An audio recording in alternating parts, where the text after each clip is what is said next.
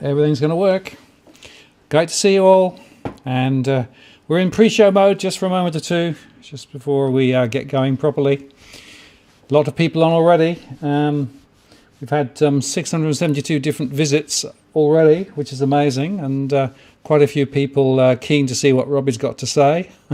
It's all good fun, and we're going to have an interesting explore of what the future could look like if only we got the policies right, basically, tonight.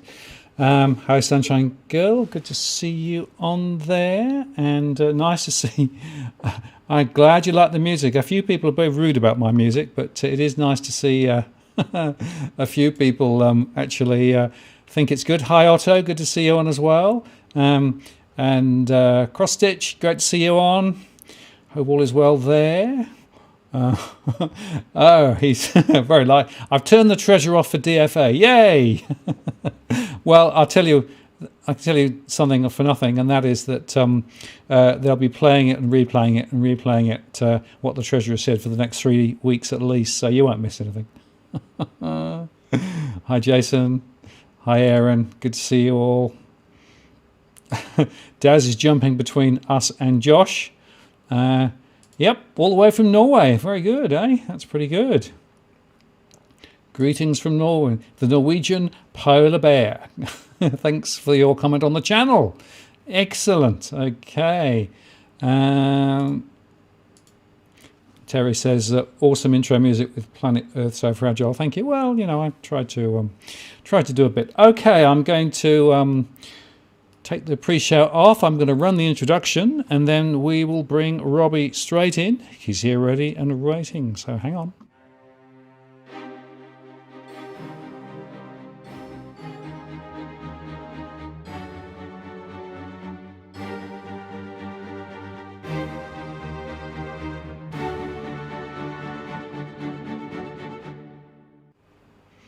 Well, hello, good evening, and welcome to this live stream event on the 11th of May 2021.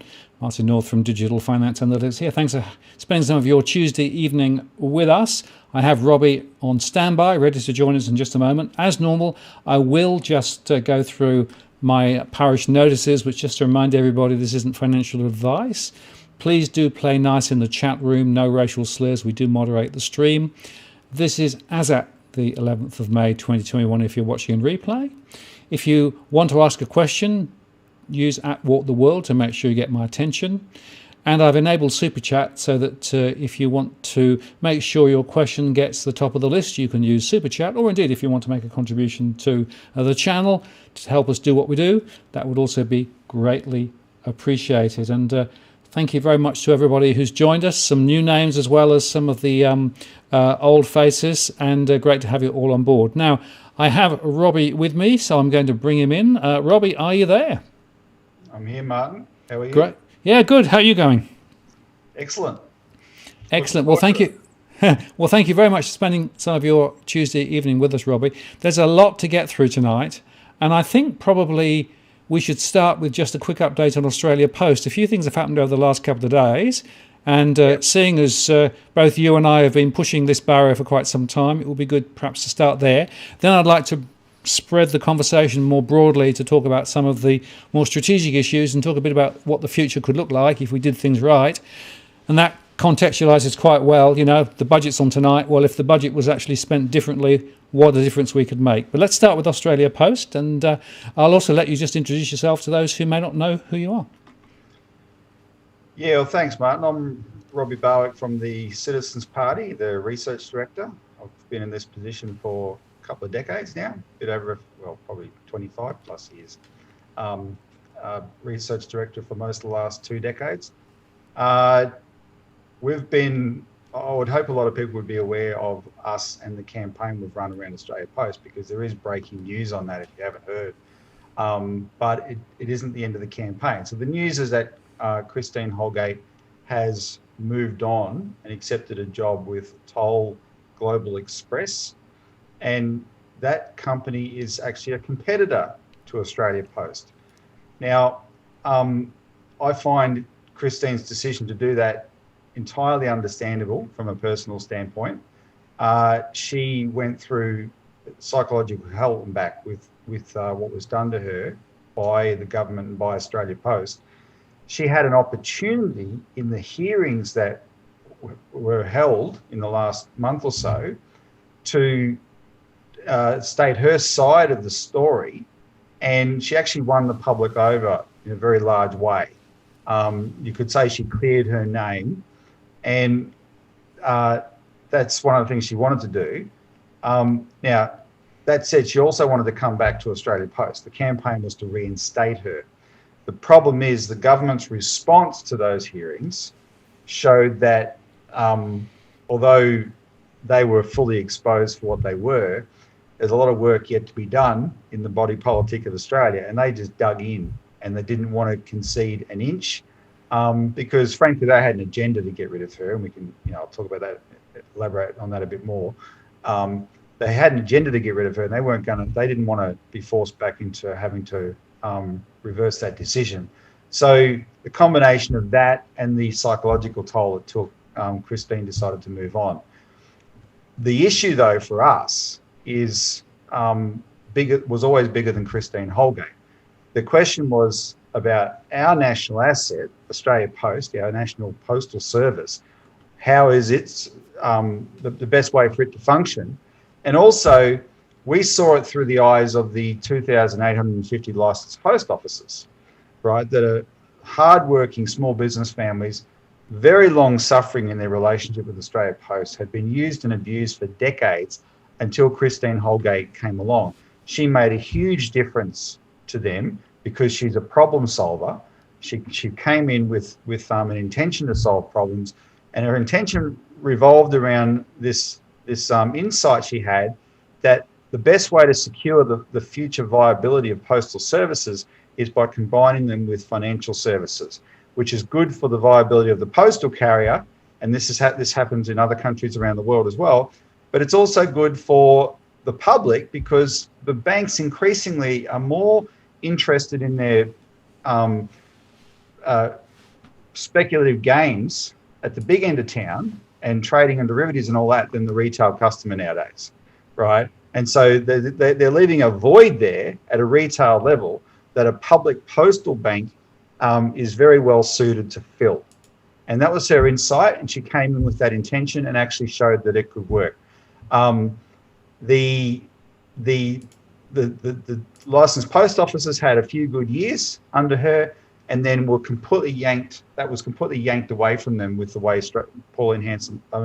Christine Holgate was treated. So for their sake, we have to keep the fight going. We have to achieve the ultimate, which is, I believe, turn Australia Post into a public bank, right? Christine did a deal that expanded financial services through Australia Post.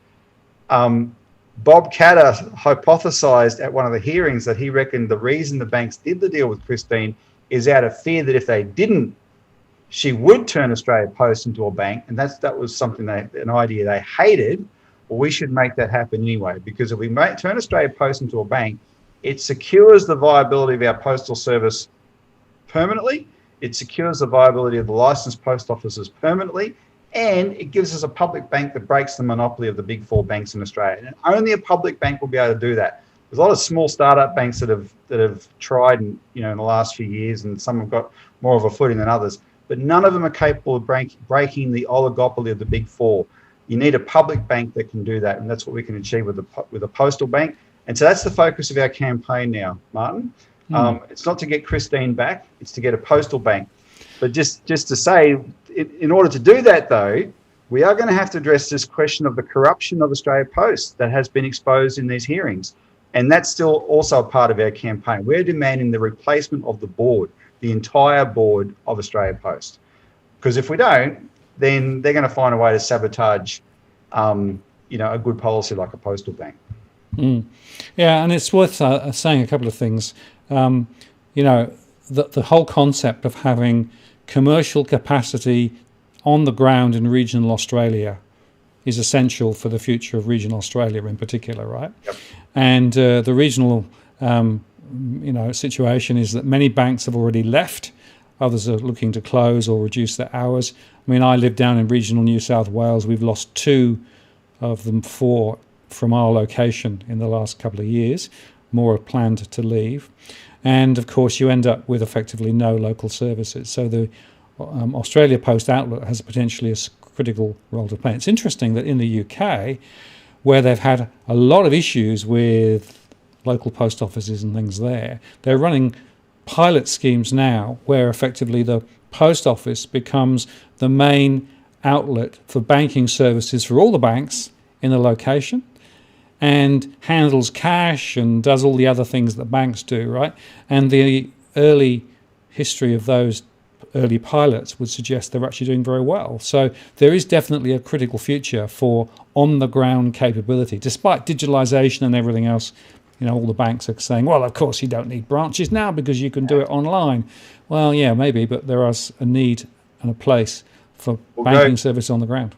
Go to your local main street now already and especially if you've still got bank branches, and look at the bank branches compared to the post office. There'll be a queue at the post office. There's no queue at bank branches anymore. Why is there a queue at the post office? Because the post office provides hands-on services for everything, right? Including for banking, including for cash. In fact, Christine Holgate made sure as part of her deal that she made post offices hubs for cash support, right? So you can always get cash at a post office. This was really important in the bushfires a year ago, January last year. There were areas south of you, Martin, there that all the power went out. People couldn't get money out of the ATM or to buy petrol or buy food. They all had to go to local post offices in their towns to get the cash there to be able to do that, right? Christine Holgate set that up. She made sure that was how they function. But the licensed post offices have told me the percentage of the population that's left behind by the digital revolution is bigger than people probably appreciate, and certainly bigger than politicians appreciate. These politicians have stars in their eyes, and they think everyone's just going to snap their fingers and go along with this wonderful new, world online. No, it's not going to happen that way. There's a lot of people that are uncomfortable, uncertain with the technology. They want the certainty of that direct service. That's what post offices can provide, and it's a perfect fit for banking. The other reason it'd be good for banking is because if you bank at a post office bank, which is owned by the government, you're not going to lose your deposit. It's not going to get bailed in. There's going to be no danger of that, because there's going to be no danger of the bank going bankrupt. A bank owned by the government can't go bankrupt, and it'll do a roaring trade. You can bet your bottom dollar it'll be a very, very successful institution like postal banks are around the world. And just taking the conversation more broad, right? Let's just touch on the whole concept of the cash ban, the limits on cash availability. We are able to turn that on its head, and cash is now still legit, $10,000 or more. The point is, of course, that there has to be and should be the possibility of using cash if you want to use it. Okay, you can use digital terms if you want them, but it shouldn't be the case that we are legislated away from using what is legal currency, right? And having outlets on the ground, particularly when the banks are removing ATMs like you wouldn't believe as well, means that you need actually facilities to be able to actually pull cash out. And it's worth saying, of course, that people like Westpac, for example, are deliberately trying to cut across those who operate in the cash economy to try and actually put more and more of the transactions through digital processes rather than physical processes. And that's something that, again, I think we need to be watching very carefully. Well, you and I both interviewed Paul Thomas of Commander Security, this cash in transit small businessman who Westpac debanked. And he was already, there you go, good on you, Paul. I see your comment. Paul was already working or servicing businesses in the cash remittance sector that were debanked wholesale by the banks for no good reason. They're all AUSTRAC compliant, right? But this was part of the banks targeting the cash economy. Then they targeted Paul, right, and debanked him, and so he's in this dispute with Westpac. But his latest update is these I forget the name of them. Paul, you can type it in. These bags that small businesses use to put their cash in and their takings in and take it to the bank to get processed. Westpac's getting rid of those as of the 30th of September. And businesses who inquired to Westpac as to what their alternatives were to using those bags, those businesses were told by Westpac, "Oh, just go cashless." And one of the businesses was actually a school, right? And this is like the tuck shop takings and the school fundraising takings, etc., which should be in cash. As an aside, when my wife took our 15-year-old daughter to get herself a card because she's got a bank account, wants a card with her bank account, the bank teller assumed that it was actually for school. She said because it's the biggest demand we have of parents bringing their kids to get a card for school, because schools around Australia are going cashless and they're sending these kids to school with their card so they can do their transactions at school. This is crazy, right? What sort of planet are we on? This is crazy, but a lot of schools are resisting it. But the Westpac's just saying to them, go cashless. Now, one of the things that I know Paul discovered is that the Reserve Bank has a way that, like, the conduit between the Reserve Bank, which is the supply of cash, and the broader economy, is only the big four banks, Martin. Right? And so when those big four banks are committed to going cashless, then whether you have legislation or not, that's where we're heading. And they are using all the means at their disposal to push people, force people in this direction. And this is where there's ways to resist it, right? One of the things that I've started doing since we began our cash campaign is using cash everywhere I can. And I'm still surprising, shopkeepers. They ring up the sale and they shove the ATM machine, the FPOS machine at me. And instead of me handing them a card, I'm handing them cash, and they've got to cancel it because they're not used to getting the cash. But we've got to keep doing that sort of thing. But that's not going to be enough. If we want to retain cash in the economy, we're going to need an Australia Post Bank, right? There has to be an alternative to the big four that will be committed to doing that. And that's what the Australia Post Bank can do. It'll be a no-frills retail financial service. It's just there to provide the service, not the bells and whistles, just the service. And that service includes non-discriminatory banking, so nobody will get debanked if they're a lawful business, and it includes supporting the cash payment system, and it'll be perfect for it. Absolutely.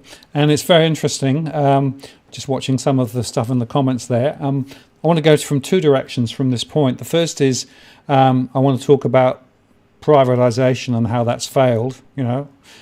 There are many examples of that, and Australia Post was going there. Before we go there, just take a slight detour.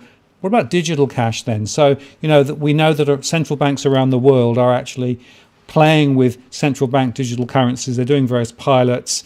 There are people who believe that the only way for the central banks to really dominate and control the economy is to effectively move everybody into central banking digital currencies, CBDCs, and then give everybody an account at the central bank, and therefore bypass the banks and basically control everything through that mechanism. Now, that isn't just fiction. That's effectively already in a number of blueprints that I've seen. So the question is, what's your perspective on that? Do you think it's likely? Do you think it's realistic? And do you think it's something that we should roll with or resist?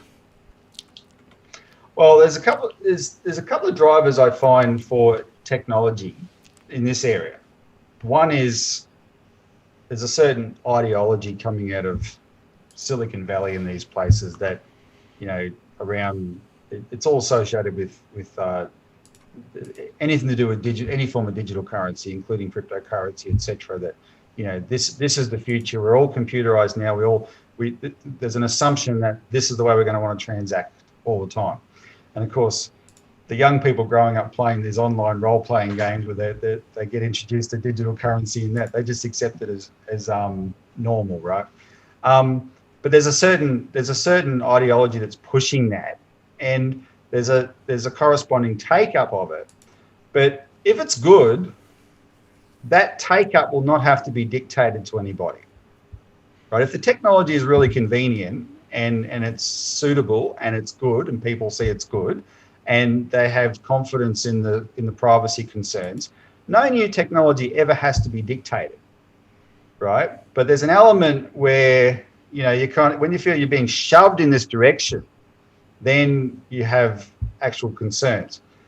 Another driver in this area, though, is also geopolitics. And one of the reasons that the Chinese have gone ahead to develop a central bank digital currency in China is if you understand how the US sanctions regimes work around the SWIFT payment system, because America has a monopoly on the SWIFT payment system.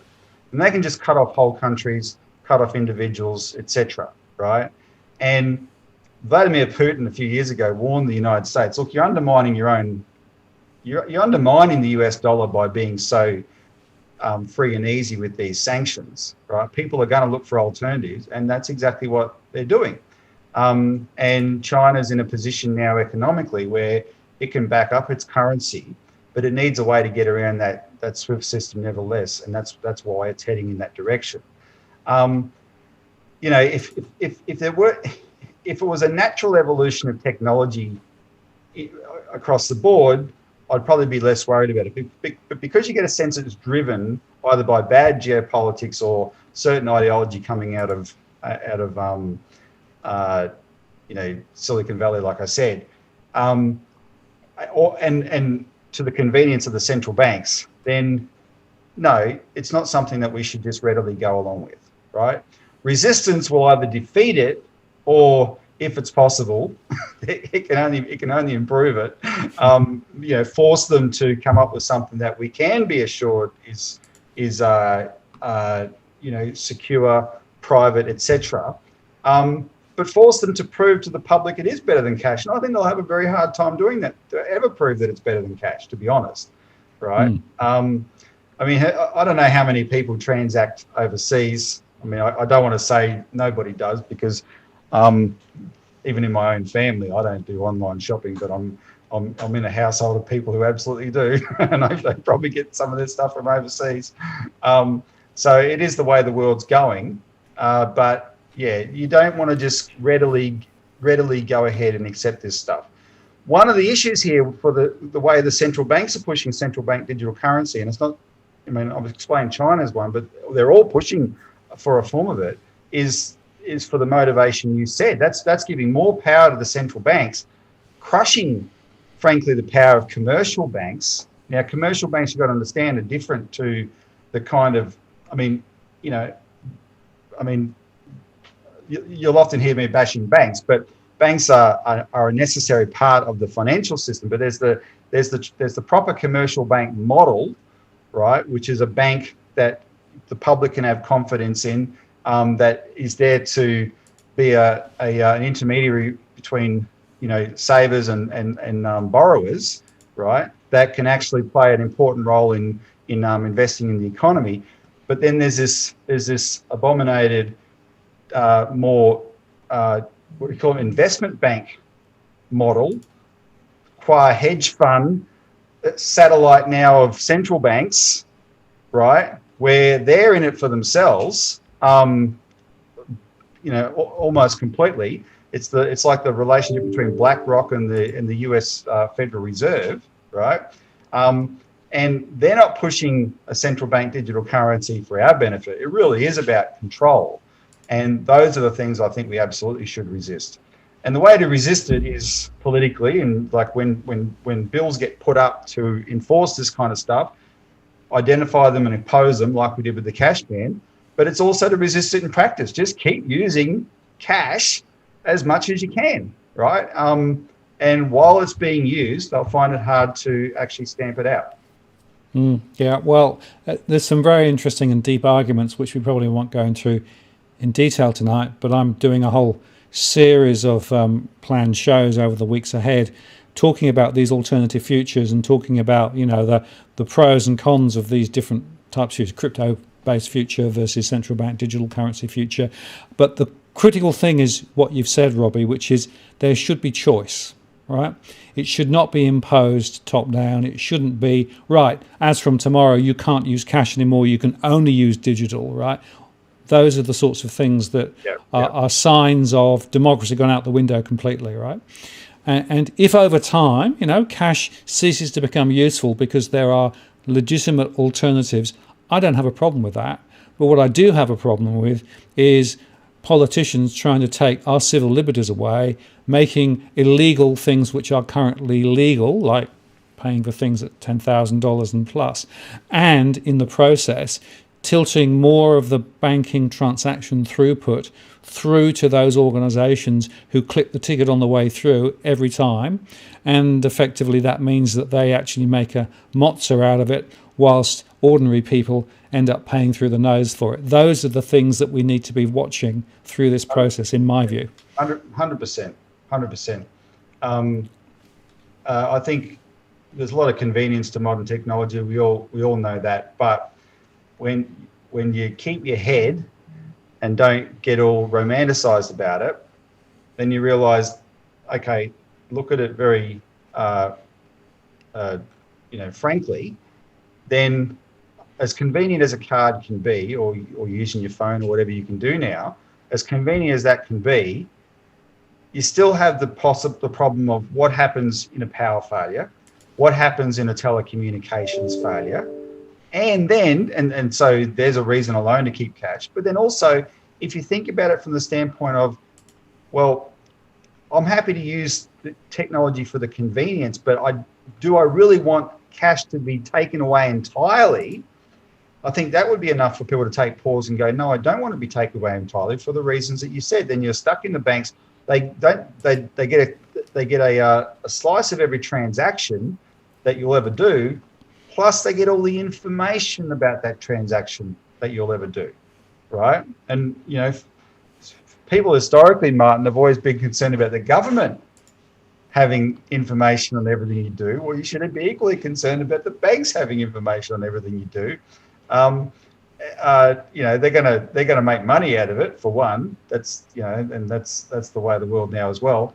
But there's other things they can do with it as well. So anyway, for those reasons, be circumspect about new technology and just make a commitment. Let's just, whatever happens, until there is genuinely a better alternative, let's keep cash alive. Yeah, absolutely. And if you think about standing back slightly further, one of the things that happened was we had the Commonwealth Bank years ago, which was a government-backed and owned bank that actually did a lot of investing into infrastructure. It was then privatised. And the result is, of course, now we've got, most banks in Australia just doing mortgages. I mean, they're basically large building societies. Yeah. And if you look at the skew between lending for business and lending for mortgages, it's gone from this way to this way, where 2 to 3 times more is actually being lent to the housing sector. That's why we've got such huge housing rise at the moment. So the privatisation of banking assets has actually been, I think, a dramatic failure in Australia. And I think that wherever you look actually around privatisation, whether you look at the electricity sector or other sectors too, or if you think of the rail sector in the UK, right? Almost wherever you look, the privatisation agenda has failed. And all conversation back to Australia Post was a privatisation agenda. So there's a really important point here that there are some capabilities that should remain in public hands for public benefit, not just for the benefit of a few rich private owners. Yeah, and it's not an ideological question. It's almost a practical question. When the neoliberals came along in the 70s and 80s and demonised all government involvement in the economy, they made it sound privatised. They made it sound ideological. If you're against privatisation, you must have been some kind of a communist, right? It's communism, and that became a common slur that everyone threw around. But what they did, they packaged with ideology something that was actually just an ulterior motive. How do you and they're still doing it today. The investment banks, as one British lord in the House of Lords said a few years ago, investment banks are extremely adept at finding a way between the wallpaper and the wall. They will look for any opportunity to extract. They say, unlock value. They use terms like that. No, there's flows of money that are there for a reason, and they're like mosquitoes singing their blood funnel into it, right, to extract that out. And that's what they do. And of course, the end result is the resources available to the proper service, the proper running of the service, now have to be diverted into a profit motive, right? And that's not. There's plenty of things that humans do entirely for profit, and that's fine. But that's not that's not how you provide public services that the public needs, right? Whether in the form of actual services, healthcare, that sort of thing, and infrastructure. So we've had the experiment. We'll last it for about 40 years. There's pretty much a consensus now against it, and you've seen that with Australia Post. Once we identified, and Martin, you and I think we almost broke the news on your show because it coincided with the article that I wrote on it. once we identified that a lot of what had happened to Christine Holgate was because there was a privatisation agenda for Australia Post that had been underway for a long time that she got in the way of. Once that broke out, that changed a lot. And then when she spoke to that in her testimony at the Australia Post hearing, that was the headline on all the media that night, right? Because she laid it all out and no one could deny it. And even in the last hearing, Boston Consulting Group turned up and they're trying to obfuscate and, you know, downplay what they were doing, etc. But in their own words, they were caught out and they had to effectively acknowledge that, those are the things that have been discussed. She blew the whistle on that, but it instantly turned public opinion because public opinion is now set against privatisation, right? And that's not just for Australia Post, that's across the board. We've seen the experiment, it hasn't worked. So get that out of your head. Let's go back now to saying, okay, what do we do to make the economy run better? And you interviewed Senator Jared Rennick a couple of weeks ago on your show here.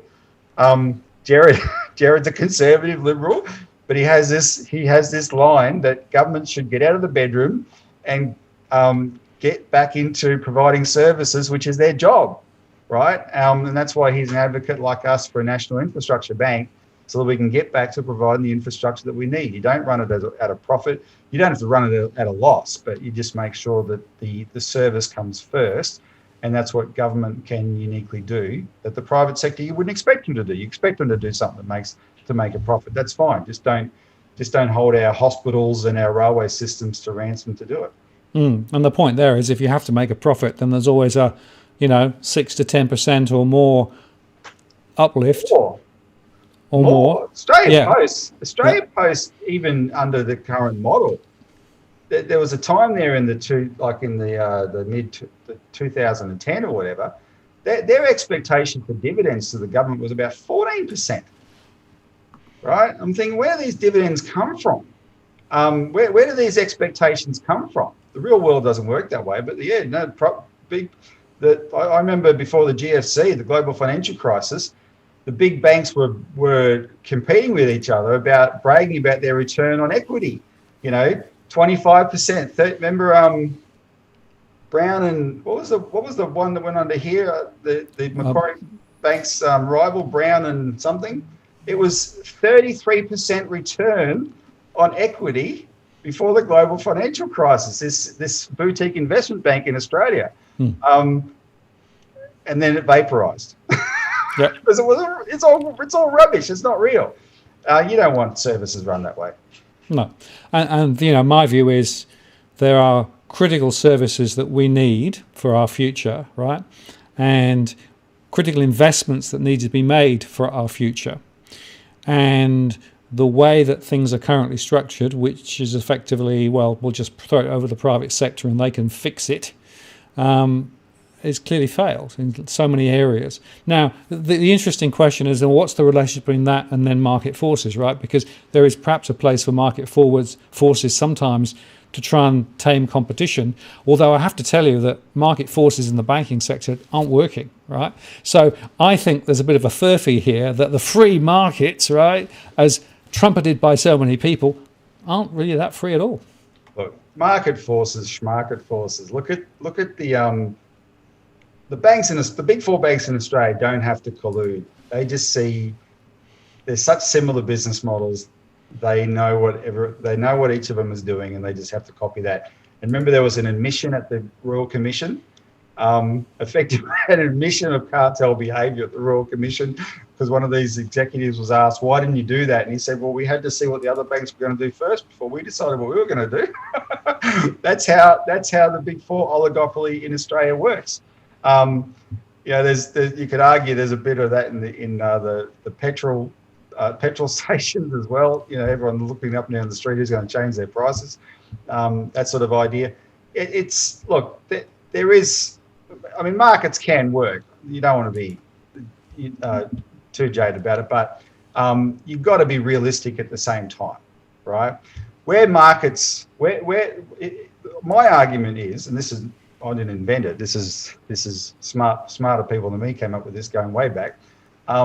You provide the infrastructure. The government provides the infrastructure, both hard infrastructure and soft infrastructure, that is essential in an economy. Then your market economy can flourish on top of that.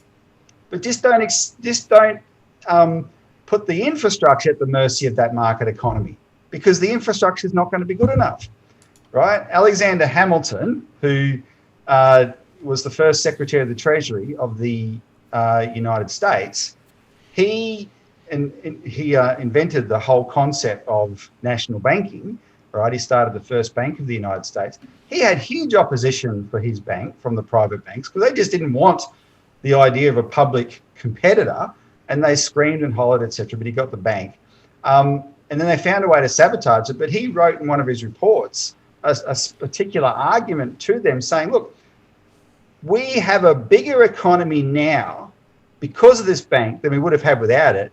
You, the private banks, your share of the financial system is, in absolute terms, is bigger than it would have been without the National Bank, because the National Bank has helped everything grow so much. So you should be happy.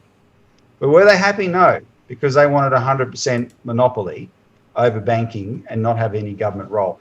This is an old fight, frankly, and we're still waging it today. But today we've got much more obvious examples of how how wrong it can go when you go down this ideologically deranged path.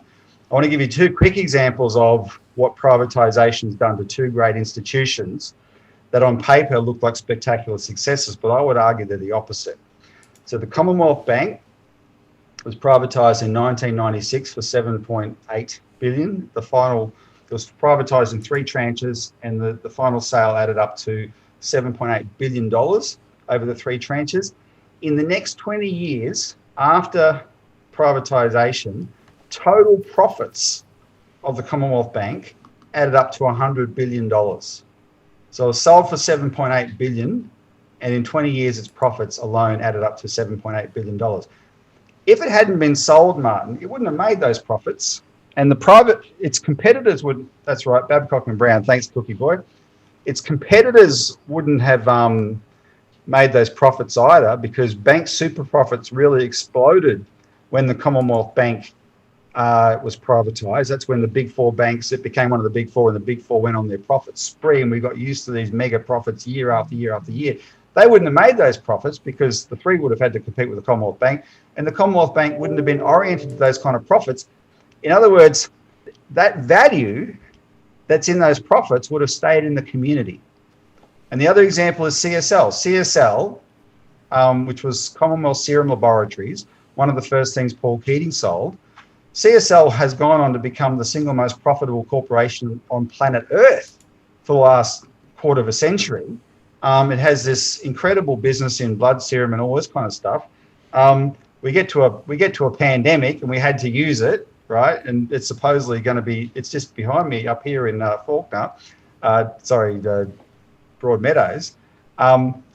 We're going to use it, but the profits that it's made as a private company, as spectacular as it is, I just think of it, that's value that it used to provide to the Australian people as a service, right, for our healthcare, that now is monopolised by private investors, right? And where is the real value? Well, come a pandemic, we had to get it involved in the pandemic response anyway, because we needed that institution to work.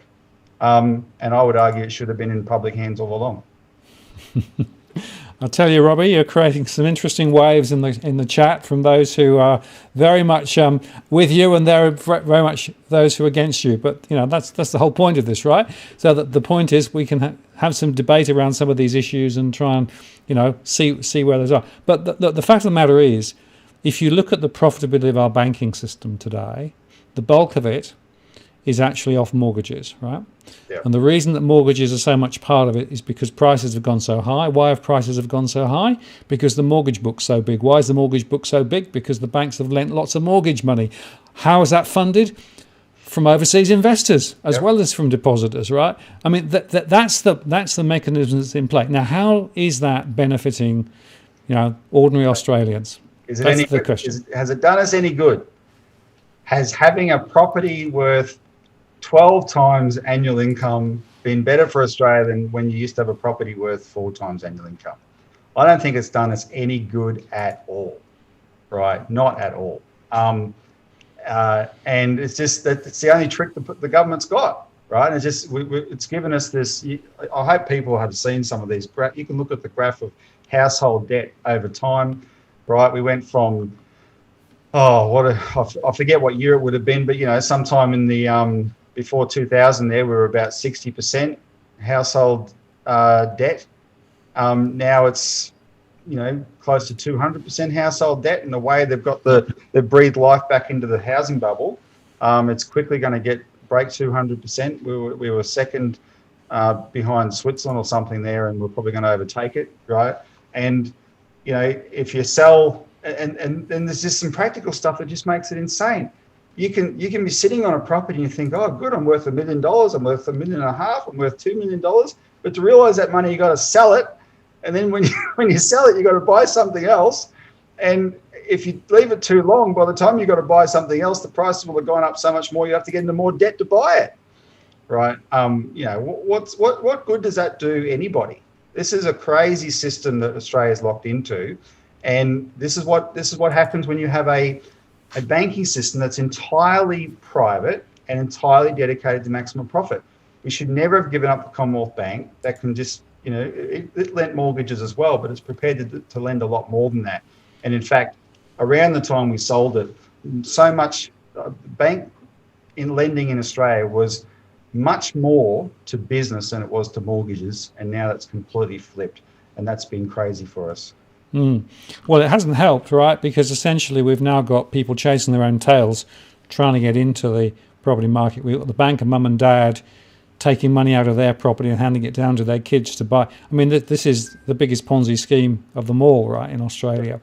And unfortunately, it's not creating the environment for real businesses, investment in real businesses.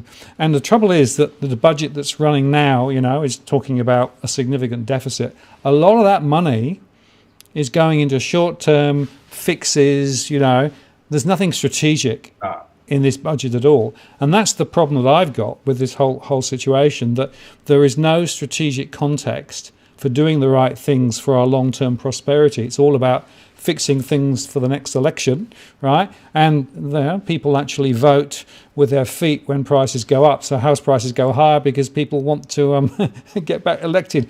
It's not getting us to where we need to get to. Yep.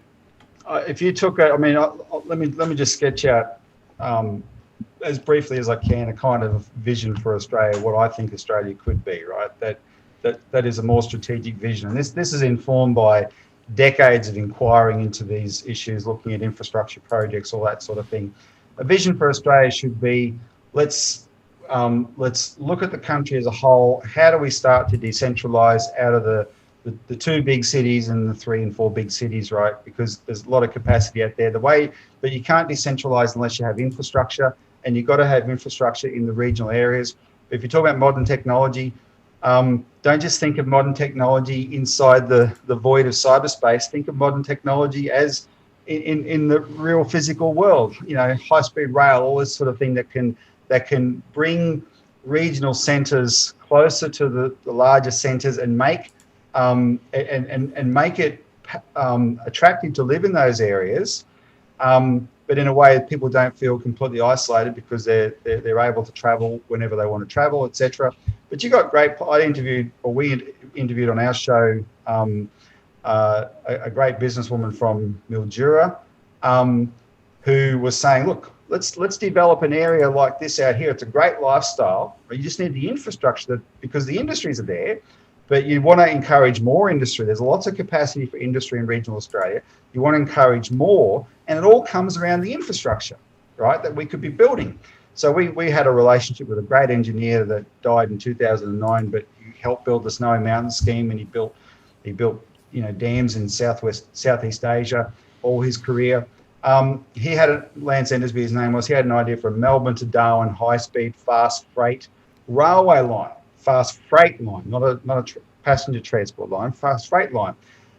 But his point was, he used to say, build it and they will come, because you put that kind of infrastructure up through the middle of Australia, not this joke they call inland rail now, which actually touches the outskirts of Brisbane.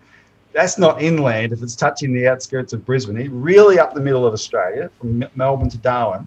You make it viable in the area it goes through, to not just have tyranny of distance crops that Australia has relied on so much all its history, all its European history, but to have more high-value horticultural crops, etc., which makes it more economic to invest in drip irrigation instead of flood irrigation, those sort of things, which are better for the environment. You can get stuff to very quickly then to Darwin. You get it into the big population centres of Asia, and you've got the infrastructure that makes population growth in the middle of Australia viable, sustainable, supportable, right? And Australia as a whole can be developing around these things. Let's not just leave the interior of Australia to miners, right? It'll just dig a hole, and when it's gone, move on to the next one, right? Let's develop and tap into the full potential that we have here. But the infrastructure comes first, and you've got to have a vision for what you can achieve with that kind of infrastructure, right? And dare I say it, we might come back to this later, you want to keep good relations with your Asian neighbours, especially the biggest trading partner that you've got, right? Because they'll love to buy your products. If you're not going to have a government that wants to give them the middle finger every 5 seconds, then you can have a great economy that's not concentrated on this one-trick pony of mortgages in Melbourne and Sydney. There's an idea, but it takes infrastructure, and that requires investment, and we need a national infrastructure bank to provide. But Robbie, the problem with that is that's a 20 to 30 year vision, right? That doesn't fit within the political cycle. Isn't that the fundamental problem we've got? Well, yes and no. Australia has never had federally more than 3-year terms, but this short-termism didn't start in 1900. We had plenty of vision for decades and decades and decades. This short-termism that we're all crying about, this is a short-term recent phenomenon, right? It's not just about the electoral cycle. There's a thinking that I think we can all reflect on that we've lost, and we need to think it through. And then, one of my themes when we come on and have our discussions, Martin, you and I, and for the benefit of the listeners, I constantly argue against the self-fulfilling prophecy in politics that, you'll never change anything, because if you believe that, you never will, because you'll never try. We have to apply that to this kind of thinking. We have to realise how important it is to break outside of the short-termism of this kind of thinking, and demand our politicians do likewise, right? And can I go back to Christine Holgate thing as an example? One of the things we achieved with that campaign is we took on an axiom of Australian politics. She was monstered brutally by the Prime Minister for buying splurging luxury watches on fat cat executives in a pandemic. Depression affects it. That's what everyone thought on the evening of the 22nd of October. No politician in their right mind would touch her. No one would be seen caught dead defending someone like that. We did, because we quickly sniffed that wasn't the real story. I consulted a lot of political people. They didn't want to touch it. Oh, no, it's a bad look. No. I said, hang on, no, there's a different story here. We touched it. We took it on. And hey, I believe in, eat the rich as much as anybody, right? I'm a revolutionary at heart. I don't have any sympathy for the rich and fat cat executives, but when I sniffed there was something else on, we took that issue on, and we changed public opinion like that. The minute we started telling people there's another side, they understood straight away, and people who had a problem with the watches very quickly got over it because they realised there was actually a bigger issue here. But we were the only ones who dared to touch it.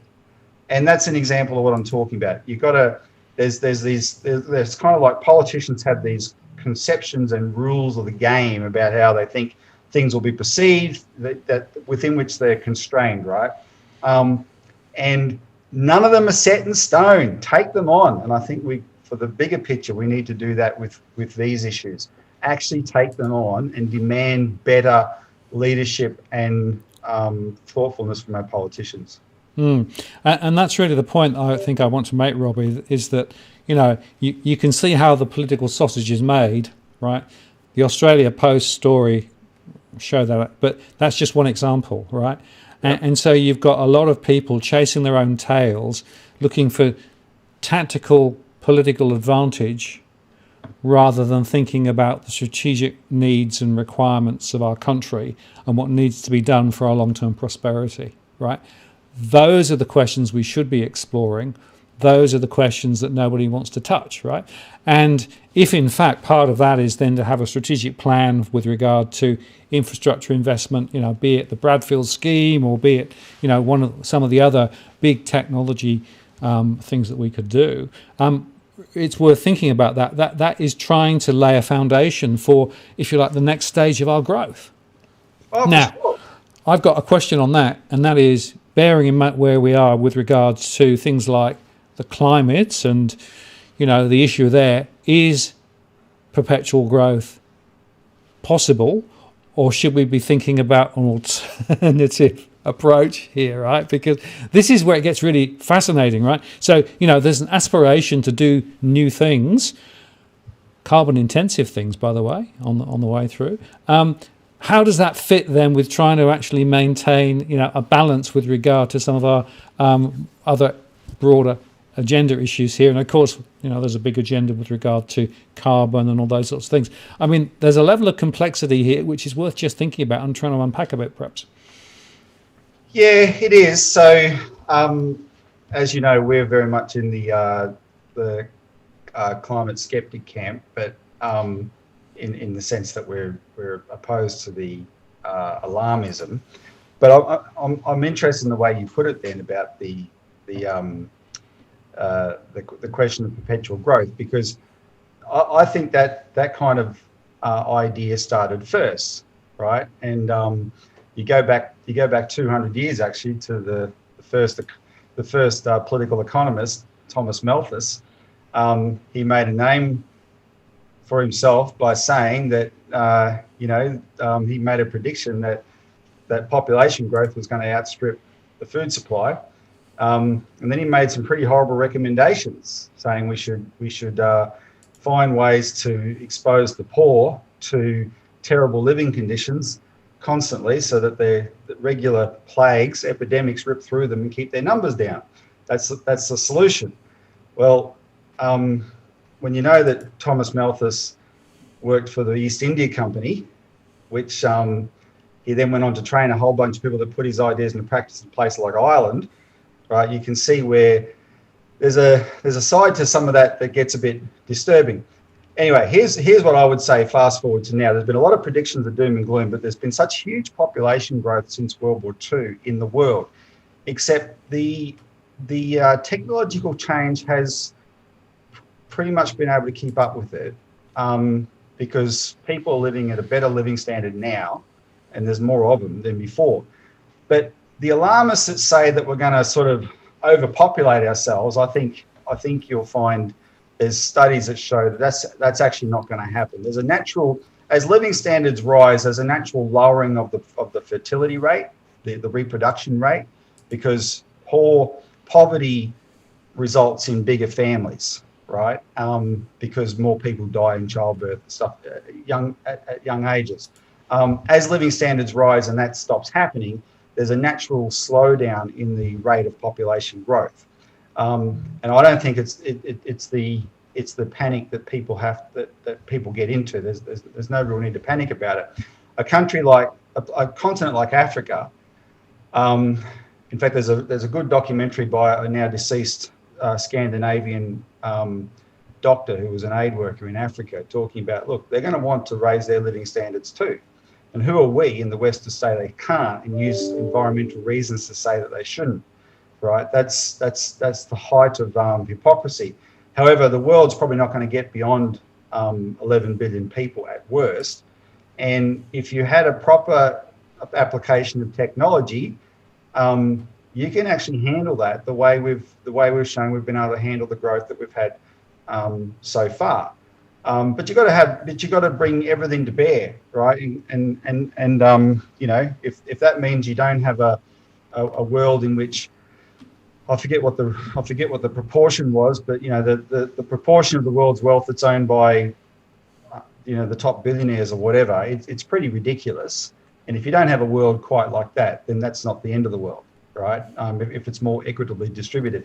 But how do you do that? Well, you don't have to take it away and distribute it that way. Just make sure that as the wealth is developed, it's in the right people's hands. Everyone gets a share of it. And that, again, comes through the investment in the infrastructure, having the investment institutions like infrastructure banks that can do that, and use the best available technology. So one of the things we advocate that I think is the way to meet the people who have, you know, to meet halfway with the concern about climate and carbon is nuclear power, because it's the highest energy dense source of energy we've got. It's incredibly, the technology is very advanced now. It's very safe. There's technological ways of dealing with the waste, and in fact, there's nuclear technologies that don't produce any waste at all. All the waste gets recycled into the system. But you have a reliable form of power that's very dense, and at the end of the day, when we talk about the cost to the environment for development, it always comes down to the source of energy that you're using, right? Once you've got the energy, the sources of energy, then there's lots of resources you can extract from very common sources such as seawater and things like that. But you need copious amounts of energy to do it, and you can have a world where the use of technology like nuclear power is much more widely available, and plenty of countries are going on with it. Right? There's lots of development of nuclear technology around the world, and you can meet the natural growth rate of the population, because that's when I think about perpetual growth. That's what I'm talking about. Will people still want to have kids and reproduce themselves? That's always going to happen, right? So you can wring your hands around over it, but it's going to happen anyway.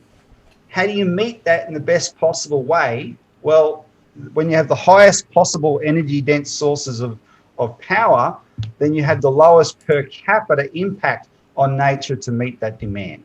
And that's one of the reasons we advocate for that. It's very interesting. And the nuclear power thing is, a very important debate, right? I mean, if you think about the various energy options that we have, and you take a full life cycle view, so not just, once it's running, what the running costs are, but the energy that's required to create it, run it, and close it out afterwards, right? The calculations are very different from the way that many people would, for example, talk about wind or solar, right, which they claim is free. Well, yeah, maybe once it's up and running, but there's a big investment to be made up front, right? And so trying to do the sums on a total life picture is, I think, really important. And the other thing is, I would want to remove all of those government subsidies on, for example, diesel subsidies for a lot of heavy industry, right? It's $8 billion a year or something at the moment, right? To try and create a more level playing field between the various alternatives, because what's happening at the moment is that the government, through its action and inaction, is actually backing some solutions and not backing other solutions. So we ended up with a very distorted picture, right? And the other point about nuclear is, my understanding is that the future of nuclear are smaller, more localized generating capability rather than having one massive thing on the coast somewhere, right? So the technology evolution of nuclear is actually quite interesting and creating a very different picture from where it was 20, 30, 40 years ago. No, for sure. I mean, Chernobyl was a dinosaur, right? Even when it existed, actually. That's not what nuclear power is like that now. Um, and I just saw a comment there about Fukushima. Well, for the record, nobody died from the nuclear disaster at Fukushima. 30,000 people died from a natural disaster called a tsunami. There's lots and lots of nuclear power stations in Japan which is exposed to this stuff. That was a particular problem to do with the storage of spent fuel rods, which the newer technology can take care of as well. But you've got to be sensible about it. But it's one of those things where, we talked about earlier about financial technology and other technologies being driven by agendas rather than the natural take-up. Well, that's true for energy technology now as well, Martin. I would say there's lots of agendas pushing different things. The question is what works the best. A lot of people think that fusion is pie in the sky. Now we know fusion, in physics terms, is a thing, right? Fusion reactions happen. We have the bombs to prove it. There's the fusion experiment, which is an international experiment that a lot of the countries of the world are part of. In France, is actually energy positive now. The ITER over there is producing more energy than it's consuming. But the reason it's in France, of course, because to actually get to fusion energy, you need a lot of initial energy to start with. And France has the world's highest use of nuclear power, 80% nuclear, and that's why the project is over there in France.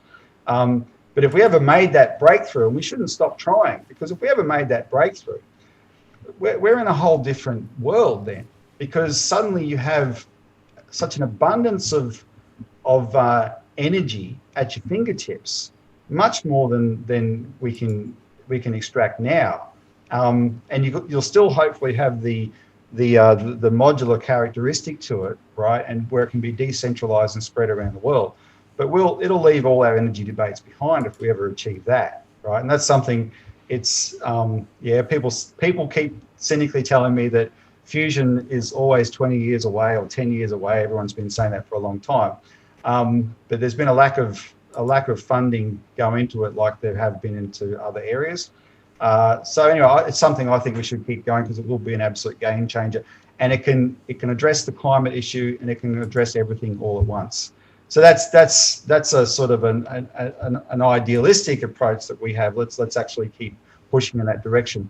In the meantime, we should do whatever suits, but you want to have the highest density source of energy at your fingertips.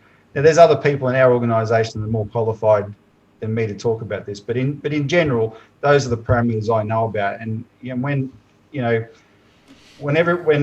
so much of the modern of the current renewables technology that we're talking about, everyone's sort of moved to a consensus that it depends on batteries. And then when you look at that battery technology and the amount of mining that's going to be involved in all sorts of rare earth metals, etc., that if we're actually going to make that feasible as the number one source of energy in the world, the amount of mining will just have to go through the roof. The impact of that on the environment will be far greater than anything we've got today. Then you think, well, that cannot be I don't think that can be a better solution to nuclear technology, where a AAA battery size of uranium pellet has more energy in it than a hill of coal, right? And that's the benefit of nuclear power. And even if you had to deal with waste, there's ways to do that, and it's not as big a problem as people think it is. It seems to me that whatever the right solution set is, there needs to be a comprehensive energy plan, rather than this sort of piecemeal thing that we've got at the moment, where they're backing coal, they're sort of backing gas, they're backing hydrogen, all sort of a bit fuzzy wuzzy and wibbly wobbly, and who knows. A lot of vested interest in the decision making, and that's always a pain. I mean, we don't have any vested interest. Speaking for our party, we don't have any vested interest in any of the particular technologies. We're just trying to figure out what's the best one that can make the best difference. Provide energy for human beings. I'll tell you, this is one of the things that I sort of regard as a moral question, though, as well, Martin. I remember quite a few years ago now, I was listening late night ABC radio, and I was listening to this fascinating story about how the country of Niger in Africa has the highest use of wood for burning fuel in the world, to the extent that it was stripping all its forest bare so the people of Niger could have wood for their fires, etc.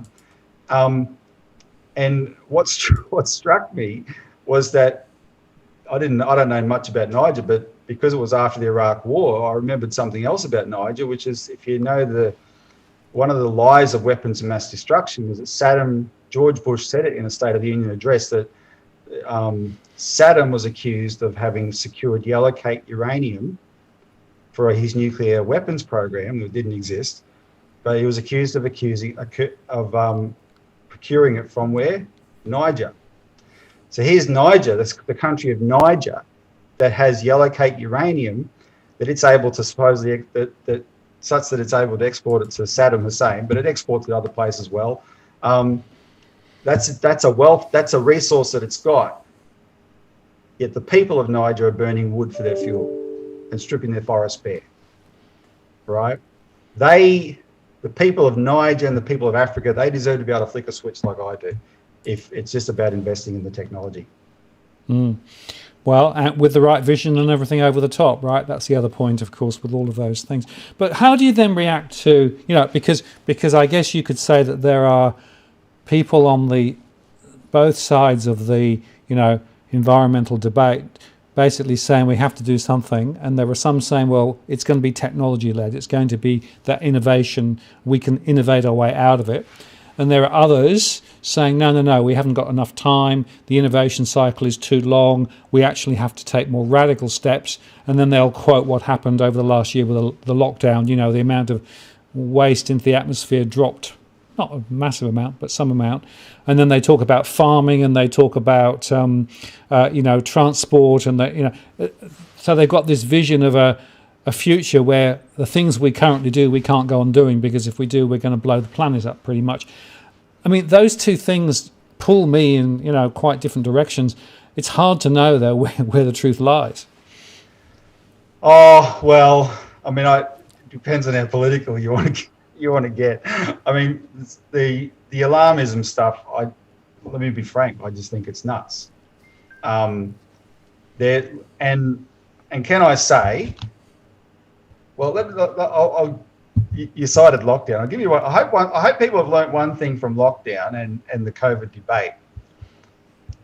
There's no such thing as a scientific consensus. It's true. If the medical scientists in Victoria can't agree with New South Wales, can't agree with Queensland, can't agree with the United States, don't give me this rubbish there's a consensus. Right? It's all rubbish. And the same is true for climate science. That was the biggest lie, and I doubt if any scientist ever said it, because scientists aren't like that. Politicians said it, journalists said it. They claimed a consensus and they used it to shut people down. The world's not going to end in 7 years' time, what all this alarmist rubbish is all about. Actual very, very famous scientists like the late Freeman Dyson, who died, I think it was last year or probably the year before now, very famous American scientist. He kept saying right up to the end, when he died just a couple of years ago, he said, well, the warming is mainly in winter, not in summer, and we haven't seen the catastrophic effects. I caused a big stir when the bushfires were happening here in Victoria whenever it was, New South Wales and Victoria, because however many million hectares that burnt out. In 1850, there was 7 million hectares or 5 million hectares burnt out in Victoria in one day. In 1850, you can go into the State Library here, and there's a massive painting on the wall of this incredible bushfire in Victoria in those days. Every climate, every natural disaster is being blamed on one thing now, and it's the media and politicians that are jumping on that. And I think that part's just got out of control. And where I'm not too worried about it, though, is I think there's an element where the public is already getting jaded about it, and politically it's ultimately going to go nowhere. And at a certain point it'll settle down, and people will have a frank discussion, and they will let a true scientific debate take place, and the things that need to be addressed will be addressed, and the things that are silly won't need to be addressed. Right. That's what I think. That's my optimistic side. That's how I view it.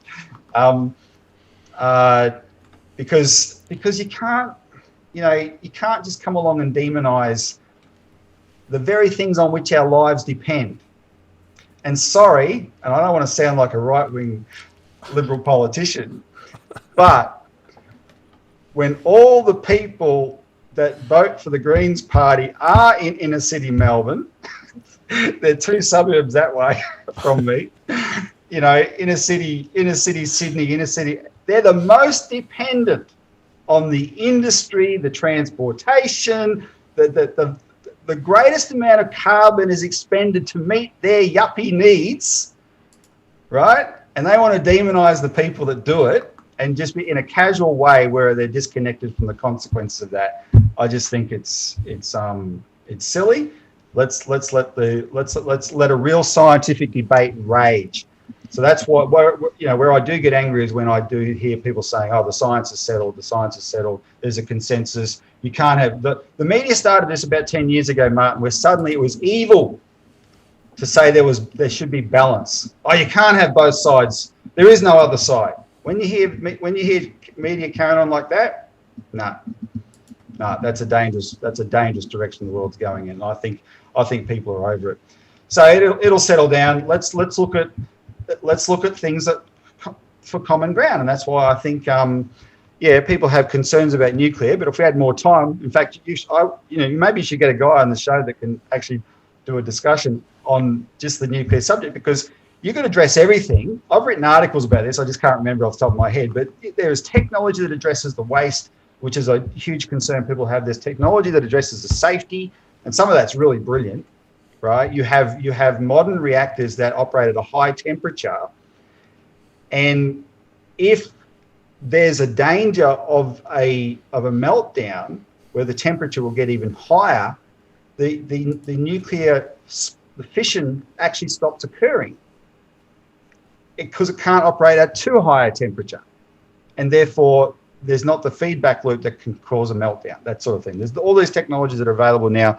So once you address the waste and the safety, you have this perfectly flexible,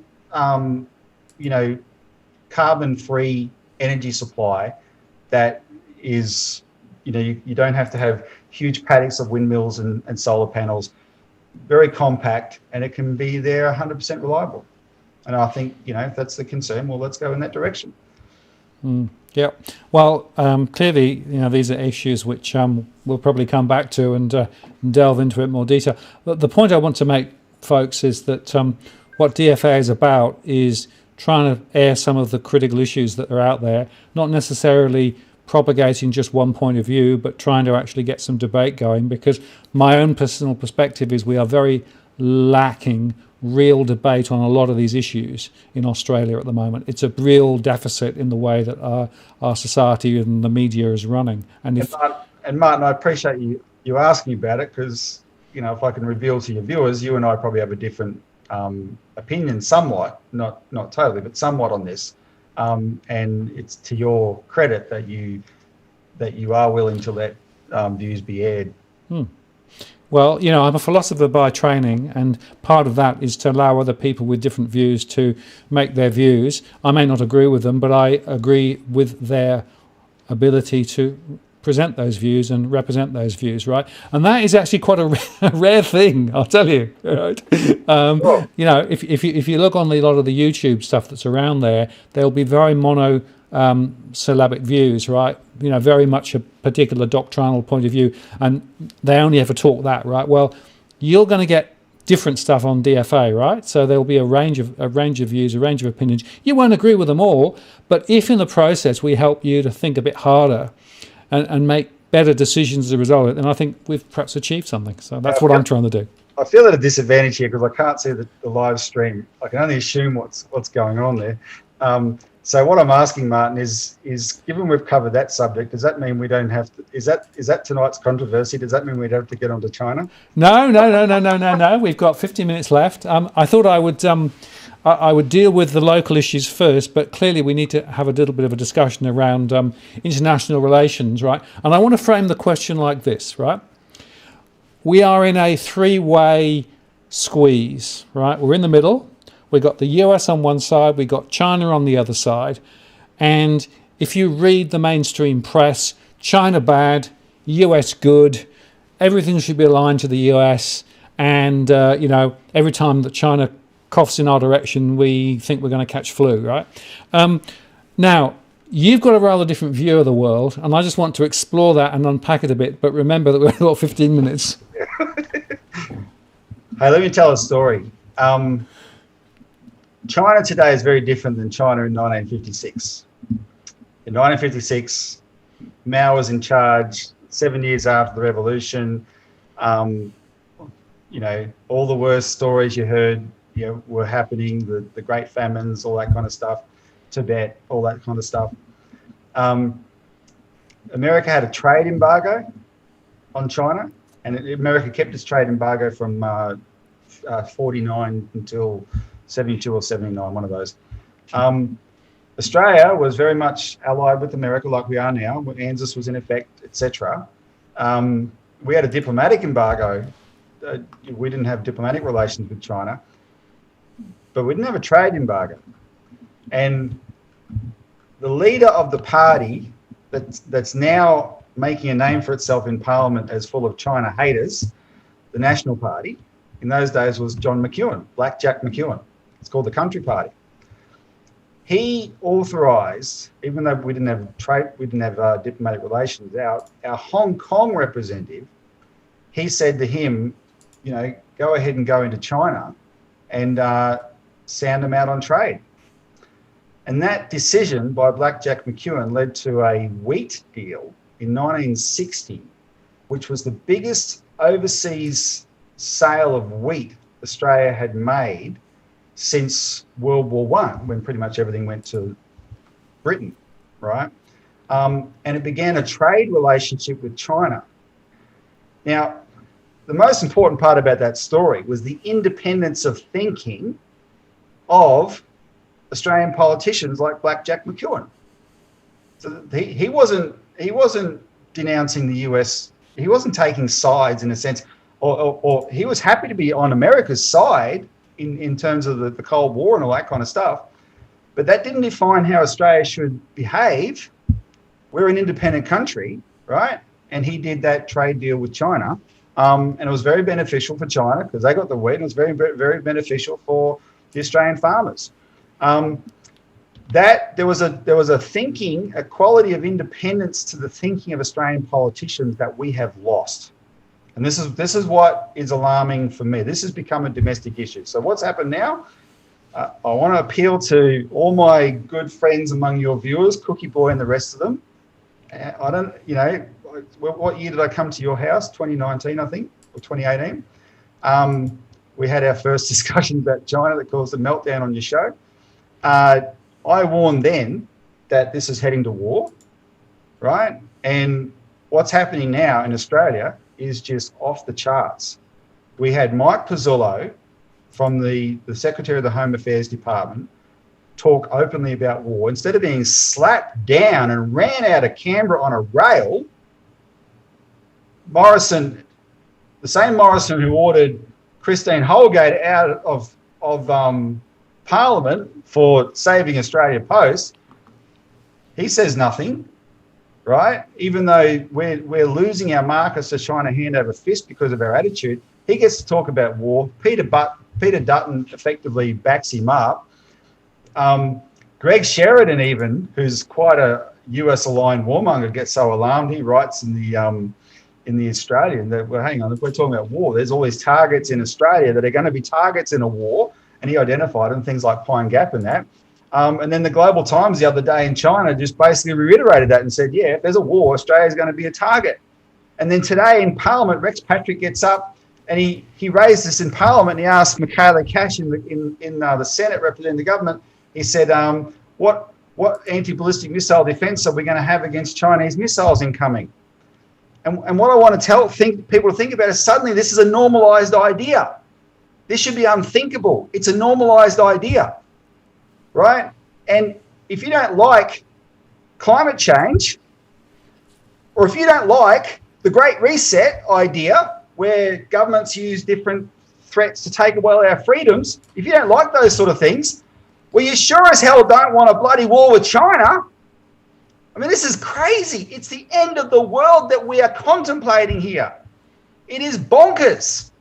And so when you accept it's unthinkable and you work your way backwards, then like us, this is our entire motivation. We were writing documents in 2012 about this. We put out a whole issue of our newspaper. People, including Malcolm Fraser, etc., at the time, were warning, hang on, all this talk about China is heading to war, and a war is going to be a nuclear war. And Hugh White repeated that in the Saturday paper on the weekend. You're not going to have a war that's not going to be a nuclear war. Forget it, guys. Right? And so when you accept that's unthinkable, you work your way back and you go, okay, what really is at issue with each of these disputes, with each of these claims, and you look at them in detail, instead of just accepting a media headline or accepting a US politician statement or Australian politician statement, you look at them in detail, and what you see is what we've found, that so much of this is based on absolute lies. The same kind of disinformation and lies that we used to go into Iraq and Libya and Syria and all this kind of stuff, we're just repeating again in China. And so it's a terrible thing that we've got ourselves into, and we should stop it. We've got an economy that has a very good trade relationship with China, which benefits us immensely. We've got like a $72 billion trade surplus with China. That's money we make from China every year from our trade, right? Unlike America, China's not buying us up. They are the 10th biggest foreign investor in Australia. And even if you add Hong Kong, and most of Hong Kong is not Chinese, there's a lot of British stuff in there, but even if you add Hong Kong, and even if you add the paranoia about that some other agency came up with that maybe it's 3 times as much, it's still nowhere near American investment in Australia, right? They're not sweeping along and buying us up like the headlines pumped into us all these years and made people alarmed and helped to turn public opinion against them. Then you look at claims like that and you think, well, okay, we've actually got we've got a good relationship with here. It's benefiting us. We've got all these exporters that have the best markets in the world, because the Chinese market, let me tell you something, the Chinese market's been the holy grail for centuries because of the size of its population. 200 years ago, English textile manufacturers used to fantasize about how much money they could make if they could influence the Chinese to change their fashion and add an extra 6 inches of garment on their hems, 6 inches along the hems of their garments, just that, and get their material from England. All the English would be set for all time, just supplying that market. That was actually a fantasy of the English textile manufacturers. We had that market, yet our Prime Minister and this government is provoking the Chinese at every turn. Now, we're told we're standing up for ourselves. We're not standing up for ourselves. What's happened is when you look at it from the standpoint of the older politicians and how they used to think and were genuinely independent from the United States while being allies of the United States, you realise just what sycophants we have running us now. They've sold out our country to American foreign policy. Before Xi Jinping came along, because he became president in 2013, before the South China Sea, before all those things you've heard about, in 2011, Barack Obama had just destroyed one of the most advanced countries in Africa called Libya. He had destroyed it, again on a lie. There's a British parliamentary report that says so. Absolutely destroyed it. It's now a haven for ISIS and Al-Qaeda. It caused that flood of refugees into Europe. What he did in Libya, destroyed all of North Africa. And then he said, oh, well, we've had it with the Middle East and North Africa. We're going to pivot to Asia. And he redeployed 60% of US military firepower in this part of the world, aimed at China. And that's what set off the reaction from China, which is a defensive reaction, when it's got America pointing all its guns in its face. That's what upset the balance of power, and we went along with it. Julia Gillard let them put the Marines in Darwin. Malcolm Fraser as an old prime minister who had been in the Cold War, this is when I got to know him. He was going off his head about this kind of stuff. This wasn't independence. This was just handing Australia over to US foreign policy. And now it's led to where we predicted. Everyone is talking about war. And when you normalise war like this, we're going to talk ourselves into one, and then all bets are off. So we better take a long, hard look at ourselves and reevaluate this, and look at the people that are feeding us this rubbish. Look at their motivation. Look at their histories, right? If you follow me on Twitter at robbiebarwick.com, I have this little blurb under my page that says, prepare for whataboutery. Because whataboutery is a Twitter term that you're not allowed to use. You're not allowed to say about a country when someone attacks a country like China, well, what about America? No, I do that all the time, because whataboutery is exposing hypocrisy, and hypocrisy goes to the motivation of the people trying to say it. And so, like the Uyghurs, Americans that spent 20 years demonizing Muslims and blowing them up are now telling us they care about how China treats its Muslim. Garbage, rubbish, crap. You're being lied to, and we're not going to tolerate it, because the future of the world's at stake. They're going to talk us into a war. So there you go. Sorry, Martin, there's my 15 minutes. Well, I knew you were going to go off your long run on that one. But there is a really, really important point here, and that is that I think my theory is that some of the politicians here in Australia are deliberately talking up the war language and those sorts of things, right? Because it's misdirection, right? They want to point away from some of the other issues that we've touched on earlier on. And this, for them, is an easy target that actually gets a lot of press coverage and gets a lot of, local brownie points, right? But in the process, you are highlighting, and I agree with you, we are absolutely facing into something which is diabolical and wrong. And we are missing the main point here, right, is that you've got to set China on one side, the US on the other side, Australia. You've got to judge people by the same terms, right? And that's the thing I get so frustrated, because basically on one side everything's bad, on the other side everything's good. The truth is there's badness and goodness on both sides. We have to be more independent, in my view, Robbie. We have to make our own way, not just sitting at the coattails of one side or the other side. No, that's right. There is badness and goodness on both sides, and then you got to look at the badness and goodness in yourself, because as you said, there's three of us in this relationship. and the other thing I have on my Twitter page, I encourage people to look at it. Cookie Boy knows what I'm talking about. Is I use the quote from the Bible: "Take the beam out of your own eye before you take the splinter out of someone else's." Right? If the Uyghurs, those poor persecuted Uyghurs, escaped China and came by boat to Australia, we would lock them up indefinitely on islands, because that's our policy. And that's something I'm fiercely opposed to, but it's something I feel more passionate about, because that's the country that I'm responsible as a citizen for my country's actions, right? But credit where it's due. There's a lot of good about America. There's a lot of good about American history, just as there's a lot of bad about it. In fact, I don't want people to think I'm talking through my hat here. I just did a book review. Here's a book. You can get this on Amazon. A friend of mine wrote this. It's called "Who We Are: America's Fight for Universal Progress." Sorry about the... Tilt it down a bit. Just tilt it down a bit. Yeah, it's better. Yeah, perfect. From Franklin to Kennedy by Anton Chaikin. Anton Chaikin is an historian in America. He's Jewish, actually. So tell Sarah Henderson that when she called me anti-Semitic. His father led the boycott against Hitler in 1933 in New York, and a bunch of right-wing, powerful Jewish interests in New York opposed him. But he's from a Jewish activist family. I attended a rally in Washington that he led against the statue of the founder of the Ku Klux Klan, Albert Pike, and he later got arrested for that, for leading that protest, for leading a protest there, but not while I was there. So tell that to people who call us anti-Semitic and racist. But he's written a book here about the good side of America, and America was a shining light on a hill for the world, because it established a constitutional republic system that broke the control of oligarchism, where the elite had all the power and all the rights, and the people were just, human chattel, basically. The Americans broke that. A lot of countries then emulated that through constitutional systems as well.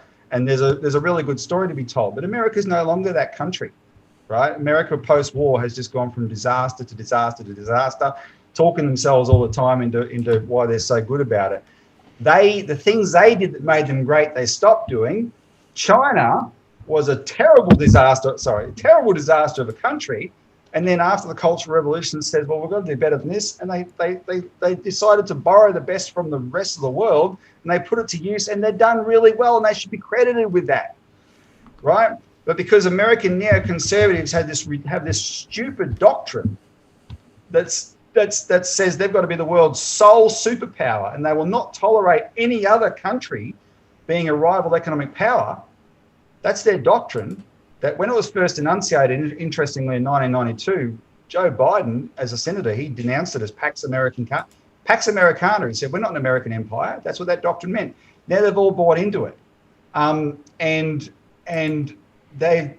Because China has risen economically while America's gone through this entirely self-inflicted decline from a combination of ridiculous, disastrous, murderous wars and letting Wall Street run their economy. That's the recipe for America's decline. Suddenly they turn around and go, oh no, well, okay, we can't have China overtaking us. Well, there's one or two things to do. Target China like they've done and drag us into it and more fool us for participating. Or they could have focused on their own economy and said, let's invest. Let's go back to what we did that China copied. But they didn't do that. They decided to do the first one, and we've gone along with it. And it's a great cost. So there is a bit of the deflection stuff. I agree, Martin, except we've documented this quite a bit. There's actually we've lost our sense of independence, and there's actually people should be disturbed at the way Australian foreign policy is now more set in Washington and places like London than it is in Australia. We've lost a lot of our sovereignty in this regard. We think we're standing up to China for our sovereignty.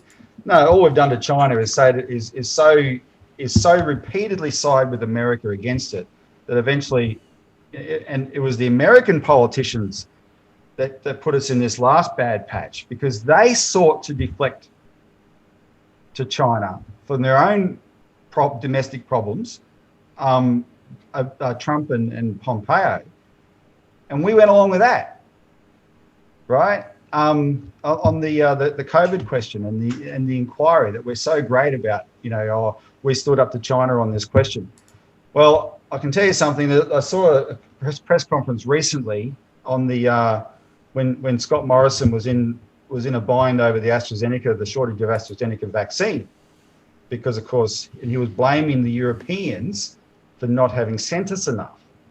And then there was this one press conference where he backpedaled completely because he didn't want to sound like he was being critical of Europe.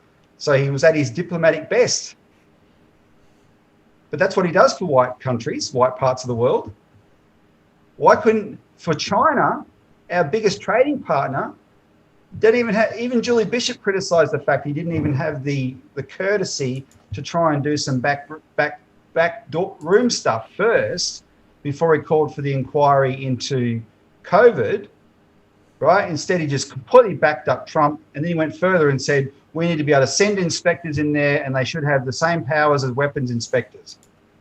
Well, you don't say that to a country like China. That's the sort of stuff we did to Iraq when it was a rogue state before we were going to invade it, right? Australians need to understand, stop believing the propaganda you're told in the media. This is the most insulting kind of thing you can do to a country, right? And that country said, okay, well, fine.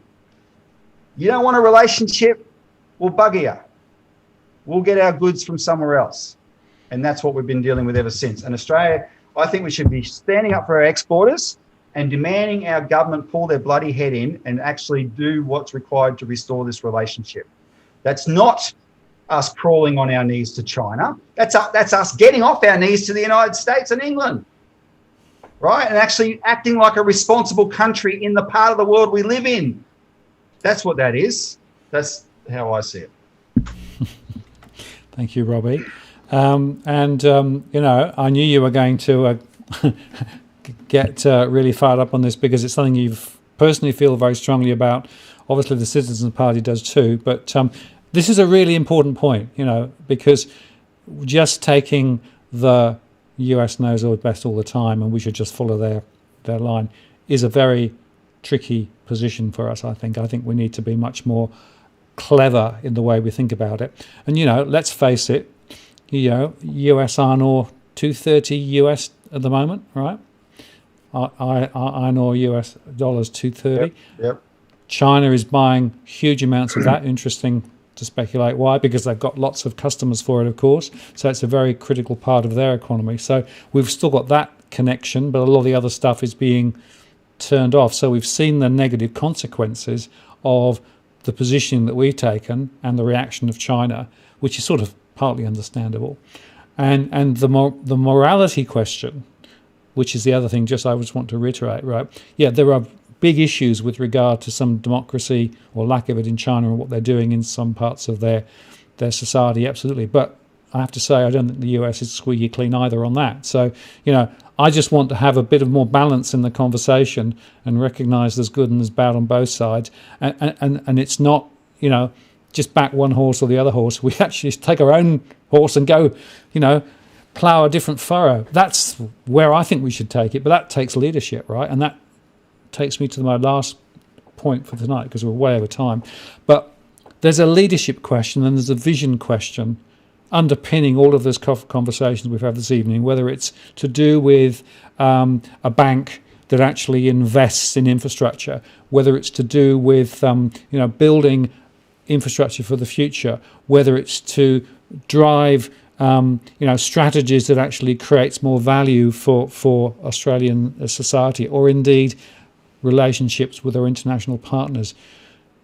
This is about leadership, and I guess my last sort of question to you is, what's the biggest deficit that you think we have at the moment with regard to leadership in this country?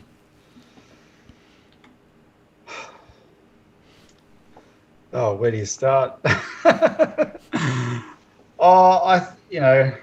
I think there's a deficit of historical understanding. That's why I wanted to emphasize that not that many I would say one generation ago, Australian politicians were more independent-minded, while still being in an alliance with a country like the United States, but independent-minded in relation to the rest of the world. We've lost that, right? But modern politicians that as you know, I've had a lot to do with them through the kind of work we do, but we monitor all this closely. There's a lack of actual historical understanding. There's a lack of any real vision, and that goes to what we talked about earlier with the short-termism, right? If you have vision for the country, then you will bring the country along with that vision, right? And politicians used to do that all the time, and so politicians thought in longer than the electoral cycle, and the public thought in longer than the electoral cycle. One of the greatest examples is the Snowy Mountain scheme. Lots to be said about the Snowy Mountain scheme, but it was a 25-year project. And actually, the reason I'm in this organisation, I went to a public meeting in Bundaberg in 1992, and this bloke met me at the door because I was easily the youngest person there at this political meeting, and he shoved all this literature in my hands from what was called the CEC in those days. Come here, young fella, look at all this. That was the chairman of our organisation, in Morris Hetherington. And he loved telling how when he and his wife got married, they went to the Snowy Mountain scheme for their honeymoon because they're living in central Queensland. But that's what was happening in Australia, this thing called the Snowy Mountain scheme. We built a 25-year project. We built it on time, on budget. It's quite extraordinary. But this is the sort of thing that we used to be able to do, right? Where is that vision now? That just does not exist, So those are two things that they're definitely lacking. And then I think I'd add self-respect, and this is national self-respect. And I think this goes to the China question as well. But a lot of things, you've got to have some self-respect, or that if you had it, you wouldn't you wouldn't just be led by the nose into all these foreign policy disasters like we've been, right? But they've normalized. What happens is you normalize a consensus around this stuff, and people stop thinking about the dysfunctional relationships that we've got ourselves into. So, yeah, those are some, for an open-ended question like that, Martin. Those are the sort of things I would say. I want to give a little plug. I encourage people, if you want an insight into why I say what I say about some of these issues, including especially foreign policy in China, get on Google and search Malcolm Fraser and just watch some of his latter interviews in the last few years of his life. Most people are old enough to remember him, right? As a prime minister, he was a liberal, hard-nosed liberal prime minister. So he had all the experiences of every other politician, etc. But just listen to him talk about these questions and consider the independent cast of mind that he expresses that no longer exists in Australia. And it was bipartisan. Labor was equally independent of mind for decades and decades and decades as well. And it's not just on foreign policy. Malcolm Fraser, I love talking about the kind of visionary thinking he had for the country. He admired, just as a quick aside, he admired you may not know this, Martin, as a new Australian, but the local member of federal parliament for your area, Wollongong, was a legendary Labor politician named Rex Connor. And he kind of got the Whitlam government into trouble because he had this Buy Back the Farm campaign, right? He was a visionary guy as well, but buy back the farm for a purpose. He wanted to build a national pipeline and all these sort of things. And Malcolm Fraser would always say he fully supported that vision. It was just the way they went about it. But this was the kind of visionary thinking that was natural in those days that people shared, and now we've lost it all, and that's a problem. Yeah, absolutely, Robbie. Well, we could go on for another 3 or 4 hours, but we won't. I think you should have to come back on again. And I wanted to talk about Davos and the, we'll own nothing, but that's for another day, I think. But look, I found that a very interesting exploration of our future or potential future state, right? Because the point, folks, is things are malleable. They're actually more malleable than you actually think. But to be malleable means you've got to get involved. You've got to and we've shown that we can actually shift things by engaging around issues and just moving them forward. Australia Post, the cash ban, etc., right? There's no end potentially to the power of people, right? Yep. And I actually think that the lesson from tonight is there are visions out there of what the future might be, and there are roadmaps that could be laid out to take us there. And what we need to do is to demand that of our politicians and not accept the mediocre, squabbling that we get at the moment. The budget tonight is just more of the same old, same old. It's not really visionary at all. It's not laying a foundation, right? That's what Australia needs. And to that extent, I think probably those listening here tonight got more of a sense of what could be than listening to Josh in Canberra. So, Robbie, I appreciate your time tonight. Any last thoughts before we close off? No, thanks, Martin. I hope the audience hung in there. I appreciate their forbearance and their interest. We'll keep let's keep the conversation going. Because as I said to you before we started, you get more real conversation on this channel than anything you get on current affairs on Australian TV, right?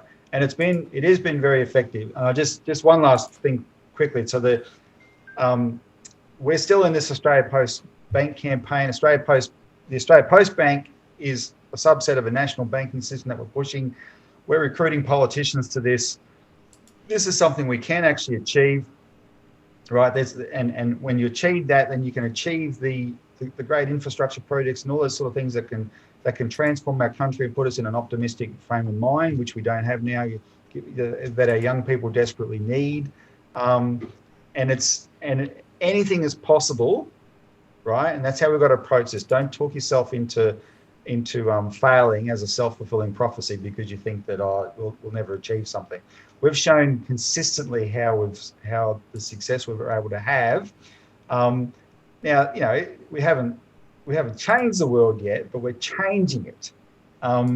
Short of being in government, we're doing, I think we can say, Martin, what we've been able to do through, you know, our organisation, our YouTube show, your YouTube show, etc., your viewers getting involved has been, short of being in government, it's been very, very effective, right?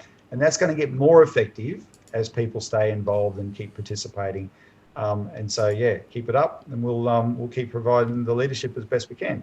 Thanks, Robbie. Well, thanks for that. I appreciate your time tonight. I'm going to take you offline now, and I'll just close out the show.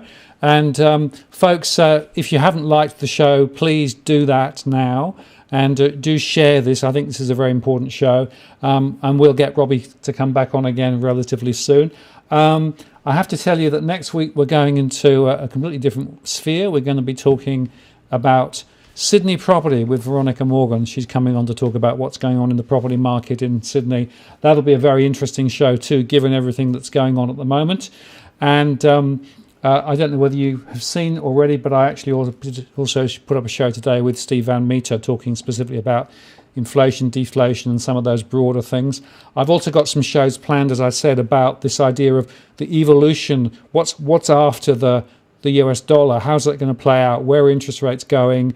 Where's the Great Reset? So watch out for those. Those shows are coming soon. And I want to say thank you very much for sticking with us at 9:46, one of the longest shows we've ever done.